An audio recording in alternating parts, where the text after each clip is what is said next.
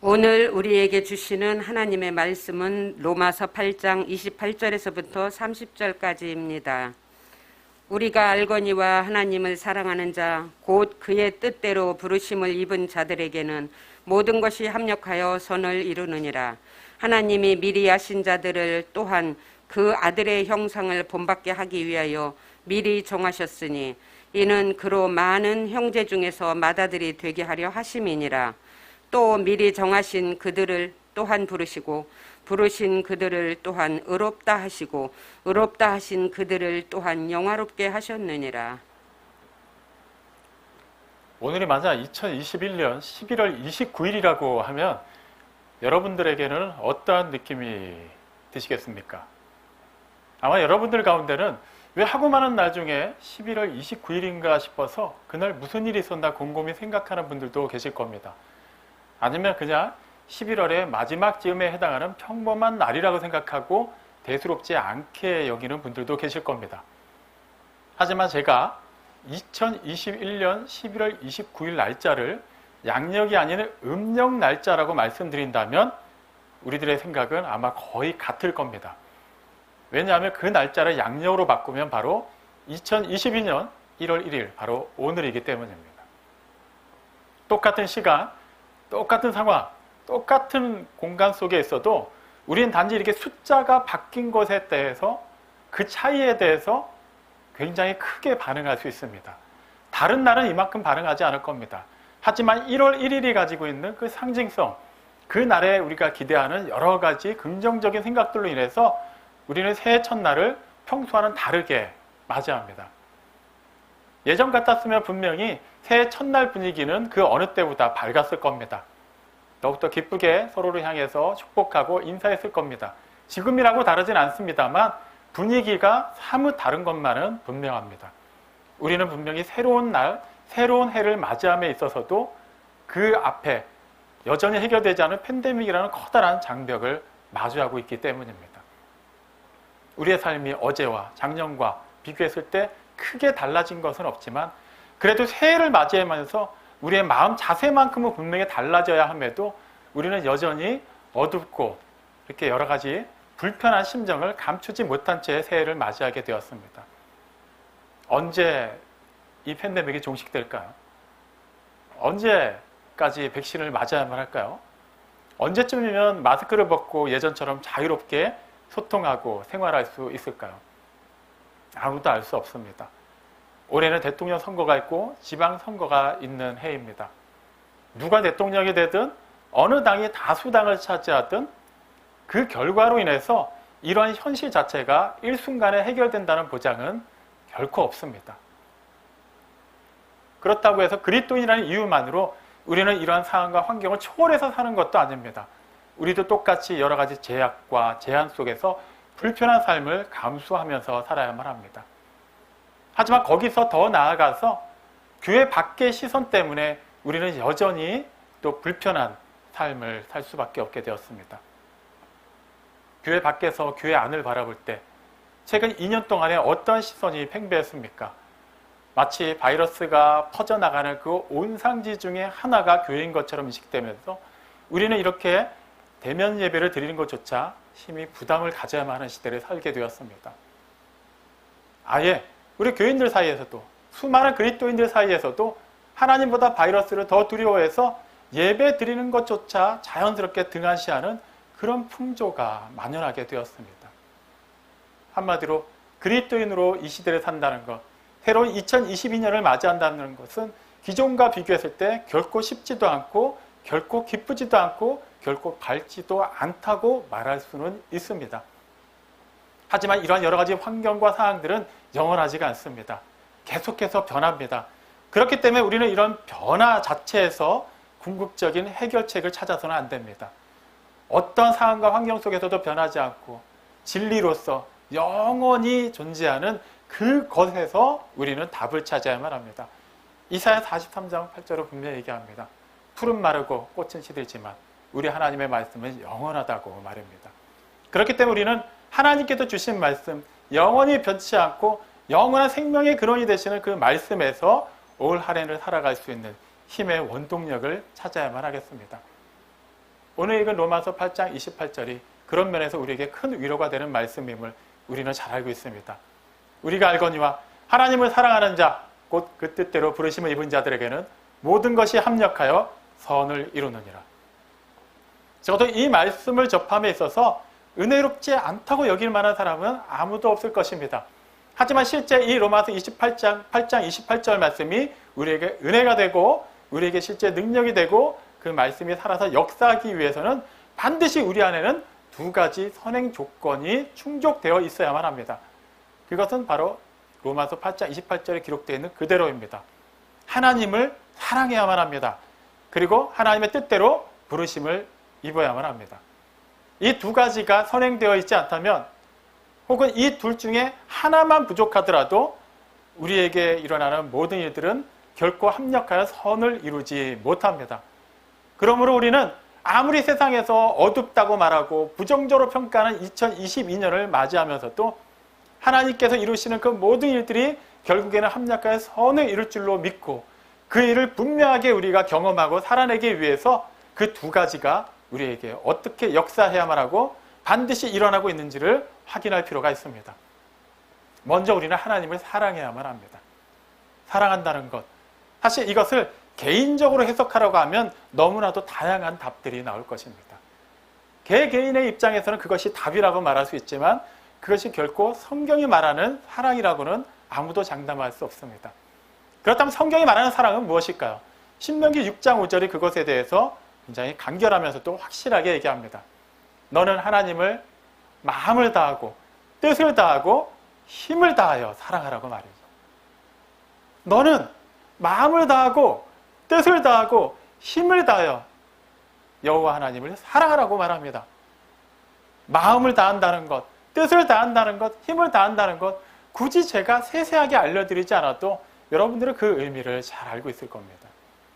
우리의 전 인격이 어떤 상황과 환경에도 규정되지 않고 온전하게 사랑하는 것을 의미합니다. 하지만 이것조차도 전 인격이라는 이 표현조차도 우리는 얼마든지 개별적으로 다른 해석을 할 수가 있습니다. 그렇기 때문에 성경에서 말하는 진실로 하나님을 사랑한다는 것이 무엇인지를 보다 구체적으로 우리 자신에게 적용해 봐야만 합니다. 이것을 예수님께서 또 보다 쉽게 우리에게 말씀해 주셨습니다. 요한복음 14장 22절에서 예수님은 내 계명을 지키는 자라야 나를 사랑하는 자다라고 말씀하셨습니다. 즉 하나님의 계명, 하나님의 말씀을 들을 뿐만 아니라 그것을 진실되게 받아들이고 그것을 지키고 따르는 사람만이 그의 사랑이 하나님을 향한 그 사랑이 진실되게 인정받는다고 말씀하신 것입니다. 이 말씀이 시사하는 바가 참으로 큽니다. 왜냐하면 예수님께서는 이 말씀을 이 세상에서의 마지막 유월절 만찬자리 사랑하는 제자들에게 해주셨기 때문입니다. 예수님께서 예루살렘 성으로 입성하실 때만 또 수많은 사람들이 예수님을 환영하고 반겼습니다. 하지만 우리는 잘 알고 있습니다. 그 사람들이 다 예수님을 사랑한 게 아니라는 것을 말이죠. 예수님을 사랑하는 사람들, 그 많은 사람들 가운데 누구라고 특정할 수 있겠습니까? 물론 또 다른 많은 사람들이 있겠지만 지금 예수님과 그 마지막 만찬자리를 함께하고 있는 12명의 제자들임은 분명합니다. 그런데 그들에게 예수님께서 너희가 나를 사랑한다면 내 계명을 지키는 것으로만 증명할 수 있다고 말씀하신 겁니다. 무슨 의미입니까? 아무리 제자들이 예수님과 깊이 친밀하게 동행하고 예수님 말씀을 그렇게 가까이서 듣고 예수님의 하시는 모든 일을 그렇게 최측근에서 도왔다 할지라도 그들의 마음이 실제적으로 하나님의 말씀을 온전히 지키는 것이 아닌 상태에서 그들의 행위만이 수반되는 것이라면 그것은 결코 예수님을 사랑하는 게 아니라고 말씀하신 겁니다. 그 제자들 가운데 가룟 유다가 있는 것을 통해서 우리는 그것의 분명한 예를 확인할 수 있습니다. 그 말씀을 우리에게 적용해 보면 다음과 같습니다. 우리가 그동안 아무리 많은 시간을 들여서 신앙생활을 하고 그 시간 동안에 그렇게 우리의 온 마음을 다해서 봉사하고 헌금하고 전도하고 기도했다 할지라도 그것이 하나님께서 우리에게 주신 그 말씀을 온전히 받아들이고 따르는 것으로 말미암은 것이 아니라 단지 우리의 습관에 따라서 사람들 사이에서의 그 주목을 받기 위해 그 여러 가지 형편과 분위기에 따라서 기분에 따라서 행한 것이라면 우리가 하나님의 이름으로 많은 일들조차도 결과적으로는 하나님께는 사랑이라고 말할 수 없는 것이 된다는 것입니다. 그런 측면에서 우리가 과연 하나님을 사랑하고 있는지를 확인할 필요가 있습니다. 그러면 이걸 또 오해할 수가 있습니다. 그렇다면 내가 조금 더 마음을 써서 기도해야만 할까? 내가 조금 더 의지적으로 말씀을 읽어야만 할까? 내가 조금 더 아끼지 않고 헌금을 해야만 할까? 그것조차도 기준이 우리가 되기 때문에 결코 완전한 사랑이 될 수 없습니다. 그러므로 우리는 그 사랑의 원천, 성경이 말하는 사랑의 그 근원에 대해서 보다 깊이 확인해 볼 필요가 있습니다. 그것은 요한일서 4장 19절에서 확인할 수 있습니다. 요한 사도가 얘기하기를 우리가 하나님을 사랑하는 하나님께서 우리를 먼저 사랑하셨기 때문에 가능한 일이라고 얘기합니다. 우리가 어떻게 하나님의 말씀을 접하게 되었고 말씀을 읽으면서 깨닫게 되었고 우리가 여러 가지 상황과 과정들을 다 겪어본 결과 하나님은 충분히 사랑할 만한 분이라고 여겨서 사랑하는 것이 아니라 하나님이 우리를 먼저 사랑해 주셨기 때문에 우리가 하나님을 사랑할 수 있다고 말하는 것입니다. 우리는 본래 하나님의 사랑을 받을 만한 자격이 없는 사람들이었습니다. 에베소서 2장 1절과 2절 말씀을 근거로 해서 예수님을 주와 그리스도로 영접하기 이전에 우리의 본래 모습을 다시 한번 되돌아보면 우리는 허물과 죄로 죽었던 사람들입니다. 그리고 그 죄 가운데 생하고 세상의 풍조를 따르고 그런 공중의 권세 잡은 자의 그 마귀의 영향 아래서 살았던 자들입니다. 우리는 한마디로 본질상 죄인이었고 영원한 사망 가운데 있는 자들이었습니다. 그런 우리가 의로우신 하나님과 어떻게 하나가 될 수 있겠습니까? 그분을 사랑할 수 있는 마음이 우리 스스로에게 일어날 수 있었을까요? 그분께 나아가고자 하는 마음조차도 우리 안에는 전혀 없었습니다. 그런데 어떻게 하나님께서 우리를 사랑하실 수 있었을까요? 우리는 그 사랑을 온전히 이해하지 못합니다. 우리는 하나님께 나아갈 수도 없고 하나님의 그 공의에 입각하여 우리는 반드시 심판받고 멸망당해야 됨에도 불구하고 하나님께서는 우리를 향한 당신의 사랑을 완성하셨습니다. 그렇게 우리에게 다가오셨고 그렇게 우리를 사랑해 주셨습니다. 여기서 성경이 말하는 사랑의 정의가 나옵니다. 전혀 그럴 만한 가치가 없음에도 전혀 그럴 이유가 없음에도 하나님께서 우리를 사랑해 주신 그 사랑을 아는 자가 그 사랑에 감격하고 그 사랑에 반응하여서 하나님께 사랑을 고백하는 것, 그것이 바로 하나님을 사랑하는 것입니다. 하지만 이것 또한 얼마든지 우리가 감상적으로, 감각적으로, 감정적으로 반응할 수 있습니다.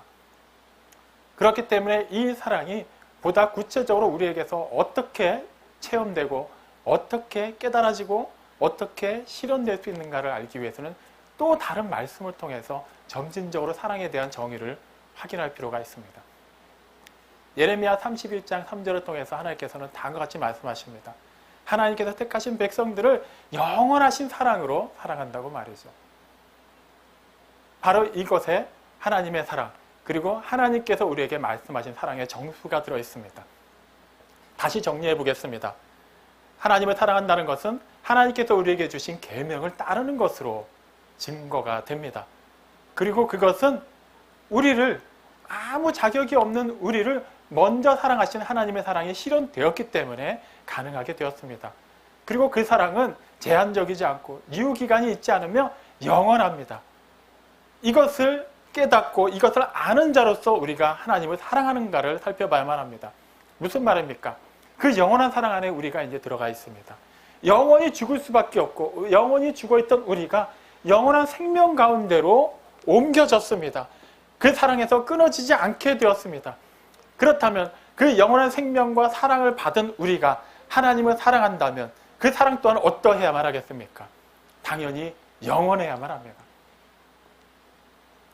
이 모든 사랑의 정의들을 종합해 보면 답이 명쾌하게 나옵니다. 우리가 마음을 다하고 뜻을 다하고 힘을 다하여 하나님을 사랑한다는 것은 곧 어떠한 시간, 어떠한 상황, 어떠한 환경, 어떠한 문제 속에서도 변하지 않고 하나님을 사랑하는 것으로 나타날 때 진정한 사랑이 된다는 것입니다. 그렇게 하나님을 사랑하는 자에게는 모든 것이 합력하여 선을 이룹니다. 그리고 그 다음에는 하나님의 뜻대로 부르심을 받은 거에 대해서도 생각해 봐야만 합니다. 하나님의 뜻대로 부르심을 받았다. 이것은 단지 우리 이름이 불리어지고 우리가 어떠한 사명의 현장 속으로 부름받아 들어가는 것만을 말하지 않습니다. 그 이전에 보다 근원적이고 원초적인 부르심을 얘기하는 것입니다. 그것은 누가복음 5장 32절에 기록된 예수님의 말씀을 통해 확인할 수 있습니다.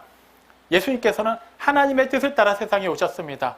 하나님의 공의를 이루시고 하나님의 사랑을 나타내시고 그렇게 하나님의 구속사를 완성하시기 위해 이 세상에 오셨습니다. 그리고 그 일 가운데로 하나님께서 택하시고 예정하신 사람들을 불러내기 위해 오셨습니다. 그래서 예수님이 말씀하셨습니다. 내가 온 것은 의인을 부르려 함이 아니라 죄인을 불러 회개시키러 왔노라. 건강한 사람에게는 의사가 필요 없습니다. 스스로 완벽하고 의로운 사람에게는 구세주가 필요 없습니다. 하지만 성경은 분명히 말하기를 세상에는 어느 누구도 의로운 사람이 없다고 얘기합니다. 그렇기 때문에 우리는 죄인이었고 죽음 가운데 있었고 하나님의 그 의와 하나님의 사랑과 관련해서 어떠한 연관도 없이 그저 그 영원한 멸망의 형벌 가운데 놓일 수밖에 없는 실제 그러한 삶을 살았던 소망 없는 인생들이었습니다. 그런 우리에게 하나님께서 당신의 독생자를 보내주셨습니다. 성부 하나님께서 성자 하나님을 보내주신 그 사건은 각각의 개별적인 일이 아니라 그분 자신이 온전히 완전히 전 존재가 우리에게 다가오셨음을 의미합니다. 아무 소망이 없는 우리에게 소망을 주시기 위해, 죽음밖에 없었던 우리에게 생명을 주시기 위해, 어둠에 휩싸였던 우리를 그 생명의 빛 가운데로 인도해 주시기 위해 하나님께서 세상에 오셨습니다. 그리고 그 이루신 놀라운 은혜와 역사와 사랑의 현장 속으로 그 영원한 시간 속으로 우리를 불러주신 것입니다. 우리가 본래 죄인이었을 때 우리를 하나님의 그 영원한 생명의 시간 속으로 불러주신 그 부르심이 우리에게 있는지를 확인해야만 합니다. 예수님께서 세상에 오셔서 처음으로 전하신 복음 메시지가 무엇입니까? 때가 찼고 하나님의 나라가 가까이 왔으니 회개하고 복음을 믿으라입니다. 우리는 사실 회개라는 부분을 두루뭉술하게 넘기길 좋아합니다. 처음부터 복음을 받아들이는 것으로 모든 것이 해결된다고 생각합니다. 그렇지 않습니다. 반드시 회개해야만 합니다. 반드시 부르심이 있어야만 하고 그 부르심의 현장에서 우리의 본래 모습이 어떤 상황인지를 알 때 우리에게는 그 부르심에 응답할 수 있는 그 놀라운 역사가 일어나는 것입니다. 우리는 왜 하나님의 사랑을 얘기하면서 하나님의 말씀을 읽으면서 하나님께 기도하고 하나님의 그 놀라우신 역사를 찬양하면서도 감격하지 못하는 것일까요? 이유가 바로 거기에 있습니다. 우리에게는 그 부르심에 대한 생생한 체험이 없기 때문입니다. 애초에 나는 태어날 때부터 구원받기로 예정되어 있었고 때가 되면 하나님께서 알아서 다 나를 천국으로 인도하실 테니까 굳이 그 부분에 대해서 고민할 필요가 없습니다. 그래서 우리가 그동안 고민하고 신경 썼던 부분들이 주로 어떤 부분들입니까? 어떻게 해야 내가 복을 받을 수 있고 왜 나에게 하나님의 복이 임하지 않고 어떤 방법을 동원해야만 조금 더 구체적이고 실제적이고 풍성하게 복을 받을 수 있는가? 그것 아니었습니까? 그 일은 하나님께서 택하신 자들, 하나님을 사랑하는 자들에게는 반드시 일어나는 일들임에도 불구하고 왜 우리는 조바심을 가지고 복을 받기 위해 왜 복이 이루어지지 않는가에 대해서 그렇게 염려하고 애타하면서 신앙생활을 해왔습니까? 바로 이 부르심에 대한 감격이 없기 때문입니다. 자연인 상태 우리가 하나님께 나아갈 수 없는 존재였다는 걸, 우리 스스로는 하나님을 찾을 수 없었다는 것을 우리는 너무나도 쉽게 망각해 버렸기 때문입니다. 그것을 알 때, 그 깨우침을 주셨을 때, 그 부르심에 우리의 모든 전 존재가 통전적으로 반응할 때, 그때 비로소 우리 안에는 우리에게 임한 하나님의 사랑이 온전하게 새로워지게 되는 것입니다. 과연 우리에게는 그러한 하나님을 사랑하는 마음, 하나님의 부르심에 대한 응답이 있습니까? 그렇다면, 그것이 분명하다면, 우리가 이 물음에 대해서 아멘이라고 주저없이 화답할 수 있다면 우리에게 일어나는 모든 일은 합력하여 선을 이루게 될 것입니다. 하지만 우리는 이 말씀을 또한 주의 깊게 살펴봐야 되는데 이 말씀을, 그 말씀 속에 있는 주체를 우리 자신으로 생각해서는 안 된다는 것입니다. 사실 우리는 로마서 8장 28절 말씀을 우리 자신을 주체로 놓고 해석하기를 좋아합니다. 예를 들면 이런 식이죠. 내가 하나님을 사랑하고 내가 하나님의 뜻을 따라 부름받았기 때문에 나에게는 분명히 좋은 일만 일어날 것이다 라고 말합니다. 정말 그런가요? 지금까지 우리가 살아오면서 하나님의 이름으로 신앙생활을 해오면서 우리에게 일어났던 모든 일들은 과연 다 좋은 일들이었다고 말할 수 있습니까? 물론 믿음의 관점에서는 어찌되었던 좋은 일이다라고 말할 수 있지만 실제 우리가 반응했던 것들은 결코 좋은 일들이 아닌 경우가 훨씬 많았습니다. 괴로운 일이 많았습니다. 아픈 일도 많았습니다. 생각지도 못한 이별로 슬퍼한 일도 많았습니다. 그 많은 일들 때문에 우리가 진실로 그럼에도 불구하고 좋았다라고 말할 수 있었습니까? 그럼에도 우리는 감사하고 즐거워하노라고 말할 수 있었습니까? 그렇지 않았습니다. 우리는 그때마다 낙심했습니다. 슬퍼했습니다.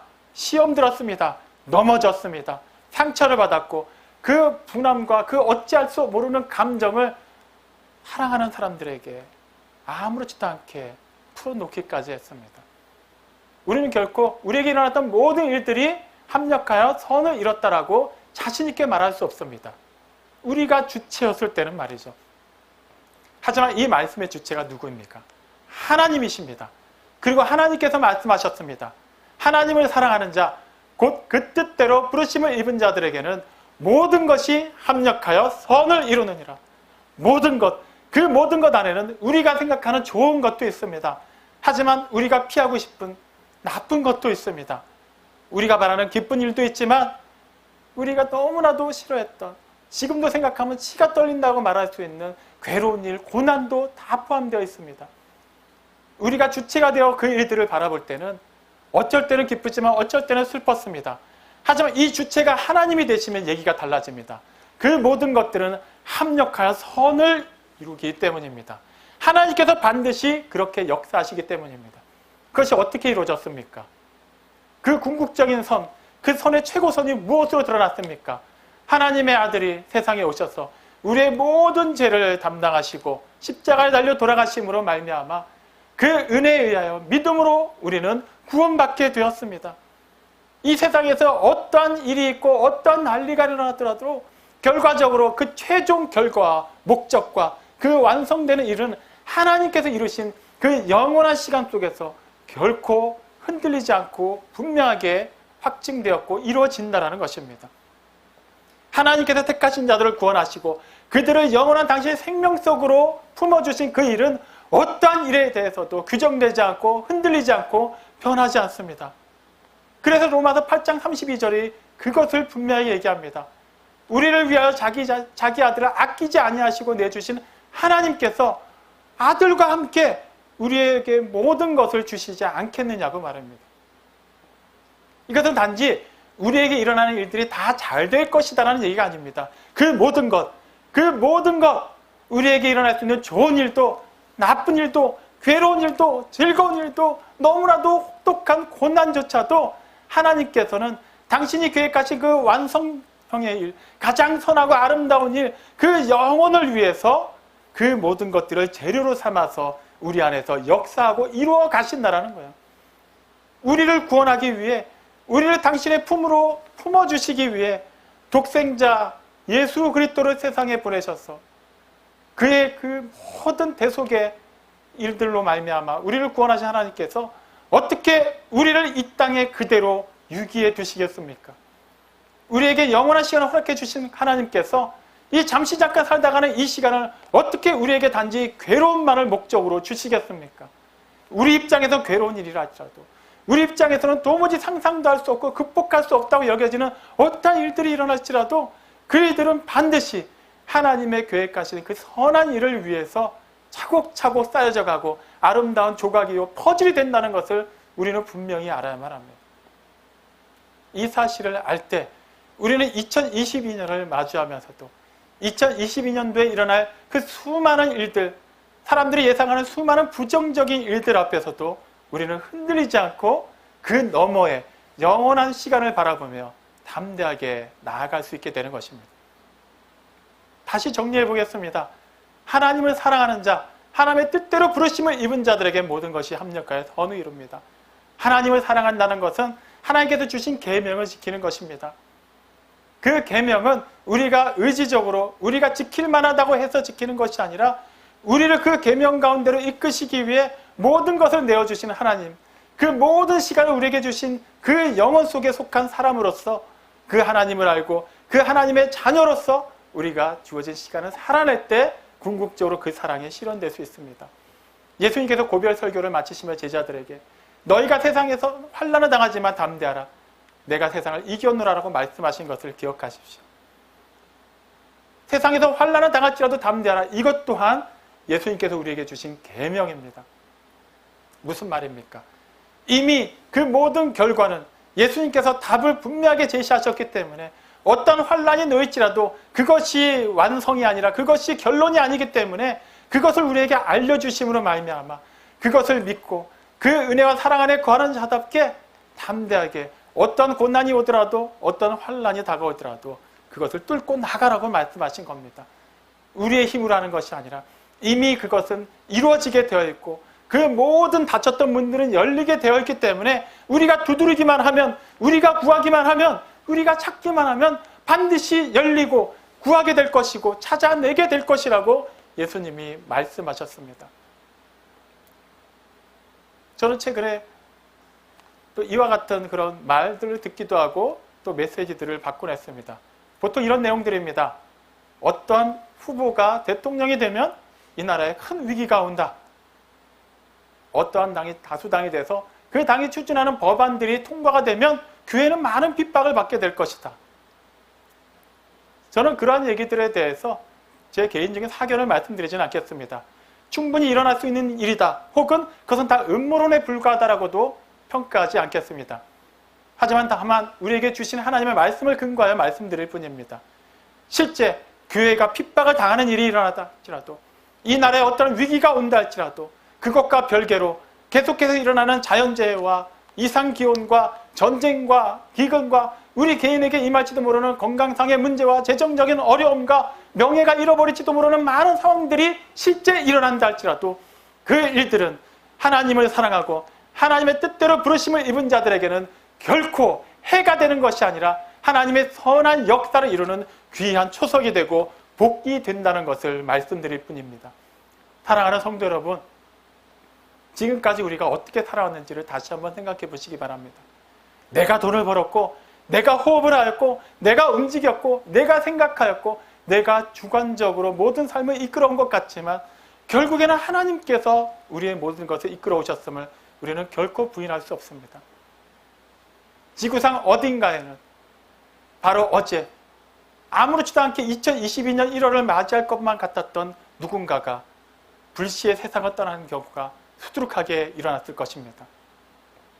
우리는 오늘 이 자리에서 예배드리는 것을 아무렇지도 않게 생각하지만 이것은 하나님께서 역사하셨고 하나님께서 우리에게 숨을 쉴 수 있도록 공기를 주셨고 우리가 발을 딛고 설 수 있도록 이 땅을 주셨고 우리에게 이 태양빛을 주시고 우리로 하여금 깨어나서 움직일 수 있게 해주셨기 때문에 이 자리까지 올 수 있게 됐다는 것을 우리는 분명히 알고 있습니다. 이것은 자연스럽게 이루어진 일이 아닙니다. 하나님께서 당신의 모든 것을 내어주시고 포기하셨기 때문에 우리에게 이루어진 일들입니다. 이 놀라운 은혜와 사랑 안에 거하고 있는 우리, 그 능력을 받아서 예배드리고 있는 우리, 그 사명을 받고서 주어진 삶을 살아내야 되는 우리, 우리에게 일어나는 그 모든 일들, 앞으로 우리에게 일어날 모든 일들이 과연 어떻게 진행되어야만 하겠습니까? 세상이 말하는 그러한 기준으로 말할 것이 아니라 하나님의 뜻 안에서 판단하시기 바랍니다. 우리가 생각지도 못했던 일들이 일어날 것입니다. 우리가 기대했던 일들도 일어날 것입니다. 하지만 어떤 일들이 많이 일어나느냐는 중요하지 않습니다. 결국에 그 일들이 합력하여 선을 이룬다는 것이 중요합니다. 반드시 그렇게 될 것입니다. 2022년 하루하루 살아가면서 이 말씀에 의지하여 살아내시기 바랍니다. 계속해서 우리의 원수 마귀는 우리를 미혹할 것입니다. 우리가 아플 때마다, 우리가 어떠한 결핍을 느낄 때마다 우리의 의지와 상관없이 여러 가지 제도와 제한들에 의해서 우리의 삶의 지경이 축소될 때마다 우리에게 끊임없이 하나님의 사랑을 의심하게 할 것이고 우리가 부르심을 받은 것에 대해서 계속해서 의문부호를 남기게 할 것입니다. 그렇게 떠들라고 내버려 두십시오. 논쟁할 필요도 없습니다. 관심도 주지 마십시오.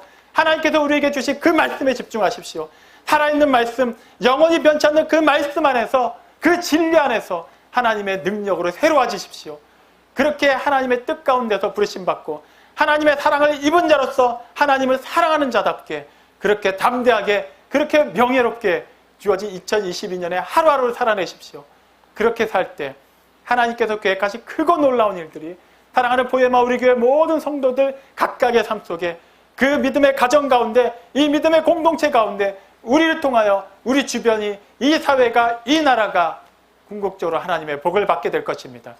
이 놀라운 은혜로 날마다 새로워지며 그것을 충만하게 누리며 아름답게 증거하는 우리 모두가 되시기를 주님의 이름으로 축원합니다. 아멘.